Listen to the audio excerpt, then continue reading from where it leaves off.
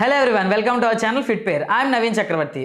ఈరోజు మనం చెప్పబోతున్న టాపిక్ ఏంటంటే, నైట్ టైం తీసుకుంటున్న చపాతీ వల్ల మనం వెయిట్ లాస్ అవుతామా? ఒకసారి దానికోసం అసలు ఫ్యాక్ట్ ఏంటో తెలుసుకుందాం, ఒపీనియన్స్ ఏంటో తెలుసుకుందాం అనమాట.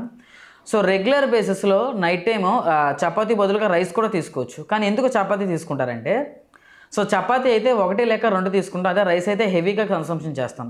అలా దానివల్ల మనం వెయిట్ గెయిన్ ఎక్కువ అవుతూ ఉంటాం అనమాట. అదే చపాతీ తీసుకోవడం వల్ల ఏంటంటే 1 లేక 2 తీసుకుంటాం, దానివల్ల మన వెయిట్ లాస్కి సపోర్ట్ అవుతుంది. అంతే తప్ప చపాతీ వల్ల మాత్రం వెయిట్ లాస్ అవ్వనమాట. సో దాంతోపాటు రెగ్యులర్ బేసిస్లో చపాతీ తీసుకోవడం వల్ల మనకేం ప్రాబ్లం వస్తుందంటే, చపాతీలో గ్లూటెన్ అనే జిగురు పదార్థం ఉంటుంది అనమాట. ఇలా జిగురు పదార్థం రెగ్యులర్ బేస్లో మన కన్సంప్షన్ చేయడం వల్ల ఏమవుతుందంటే మన గట్ హెల్త్ డ్యామేజ్ అవుతుంటుంది. ఇలా గట్ హెల్త్ డ్యామేజ్ అవ్వడం వల్ల ఏమవుతుందంటే మనకి కాన్స్టిపేషన్ ప్రాబ్లం అంటే కాన్స్టిపేషన్ అంటే మలబద్ధకం ప్రాబ్లం వస్తుంది. ఈ ప్రాబ్లం వల్ల మనకేంటంటే పైల్స్ కానీ ఇలాంటి ప్రాబ్లమ్స్ అన్నీ కూడా ఫేస్ చేయాల్సి వస్తుందన్నమాట. సో దీన్ని మనం ఎలా క్లియర్ చేయొచ్చు అంటే, సో రెగ్యులర్ బేస్లో కాకుండా ఆల్టర్నేట్ డేస్లో కూడా మనం ఈ చపాతీ కన్సంప్షన్ చేయొచ్చు. అంటే 1 డే చపాతీ కానీ 1 డే ఫ్రూట్స్ కానీ ఇలా పెట్టుకోగలిగినా సరే మనకు సపోర్ట్ అవుతుంది అనమాట. ఏ ఫ్రూట్స్ తీసుకోవచ్చు అంటే బొప్పాయి కానీ యాపిల్ కానీ ఇలాంటివి ఏవైనా సరే రెగ్యులర్ బేస్లో మనం కన్సూమ్ చేయగలిగినా సరే మన గట్ హెల్త్కి సపోర్ట్ అవుతూ ఉంటుంది.